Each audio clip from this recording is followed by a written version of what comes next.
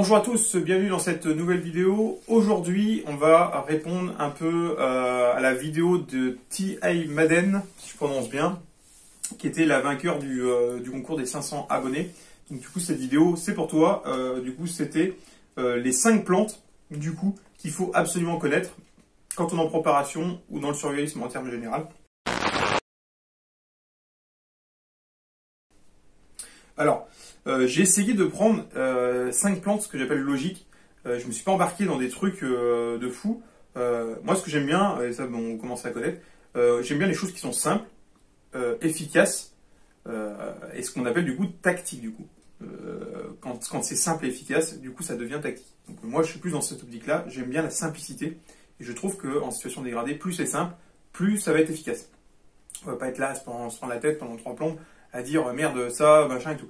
Donc j'ai essayé de sélectionner 5 plantes qui sont pour moi très faciles à identifier, que quasiment tout le monde connaît, et qui vont avoir plusieurs, en fait, comment on peut dire ça, plusieurs utilités.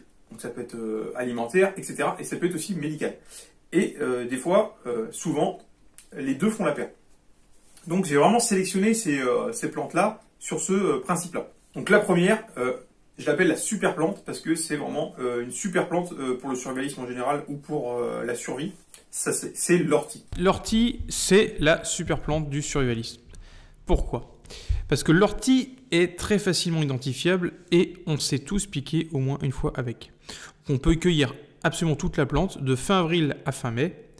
À l'été, à l'automne, en fait, on peut toujours cueillir les nouvelles pousses et au bout des feuilles parce que la tige devient trop fibreuse. Donc l'ortie, évidemment, est urticant. Donc je vous conseille de vous munir de gants, en fait, assez épais, ou alors, en fait, de manipuler, mais pas à main nue, quoi. Donc il faut savoir qu'en fait, elles perdent leur pouvoir urticant entre 6 et 12 heures après la cueillette. Et dès les toutes premières minutes de la cuisson. Donc sachez toutefois, en fait, que si vous êtes piqué par cette plante-là, le plantain, qu'on verra juste après, frotter sur la peau ou de l'huile d'olive, en fait, ça soulage assez rapidement la piqûre.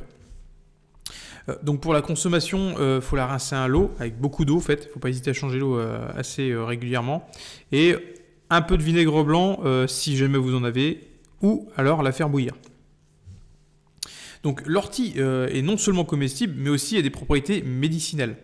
Donc il faut savoir qu'elle a des vertus anti-inflammatoires, diurétiques et toniques, et elle est assez facile à reconnaître. On la trouve absolument partout, quoi. Donc il faut savoir qu'en usage interne, donc quand vous la consommez comme ça, en fait, elle a des propriétés en fait, qui facilitent du coup l'évacuation de la bile. Elle diminue le taux de glucose dans le sang. Elle facilite les voies urinaires, donc c'est un diurétique. Elle diminue les saignements. Elle est aussi répulsive. Elle est anti-anémique, anti-rachitique. Elle lutte contre la fatigue aussi. Elle est antidiarrhéique aussi. Donc ça c'est pour quand vous êtes vraiment en situation dégradée, c'est vraiment un gros plus. Antidiabétique aussi, pour les personnes qui souffrent de diabète.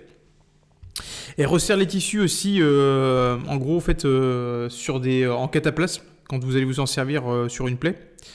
Voilà, elle est tonique, elle est vasoconstrictrice, anti-infectieuse, anti-rhumatismale.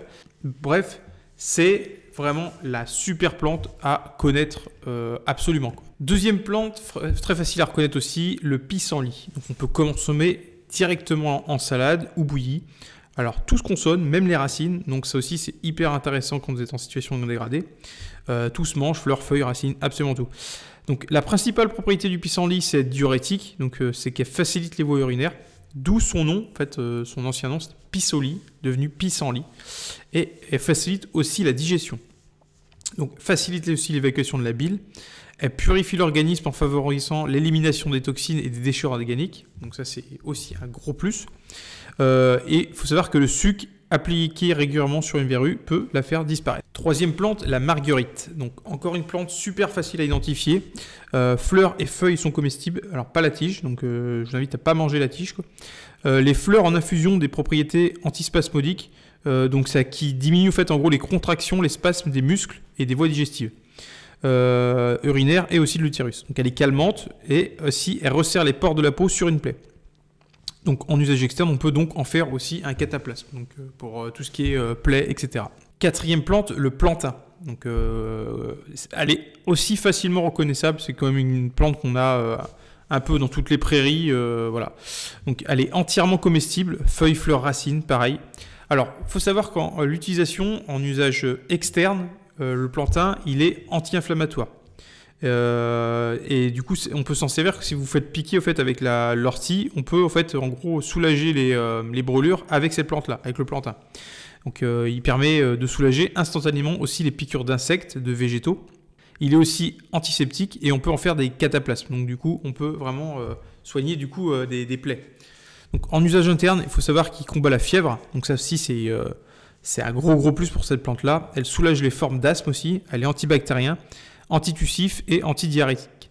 Donc très important en situation dégradée. Enfin, la cinquième plante, c'est l'ail des ours. Donc toute la plante est utilisée, mais surtout le bulbe en fait. En décoction, en jus, voilà, cataplasme ou essence. L'ail des ours présente des propriétés qui éliminent les toxines de l'organisme et fait baisser la tension artérielle. Elle est aussi vermifuge et surtout antiseptique en usage interne comme externe. Donc ça aussi c'est super intéressant. Et pour pas la confondre avec d'autres plantes, voilà, faut vraiment se fier à son nez parce qu'elle sent vraiment l'ail. Je vous ai mis un petit livre dans la description de la vidéo. C'est un petit livre pour débuter l'apprentissage pour les plantes qui sont comestibles, etc. Donc il y a un petit partenariat Amazon avec, si vous achetez le livre en fait avec le lien qu'on vous donne, Wake Up récupérera en fait une petite partie de la vente et cette petite partie-là ira du coup dans le budget pour la construction de la BAD.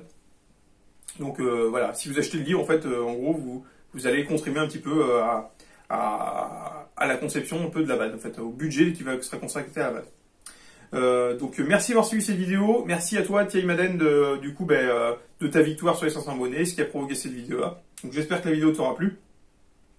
Merci à tous, vous êtes de plus en plus nombreux à nous suivre et ça fait plaisir.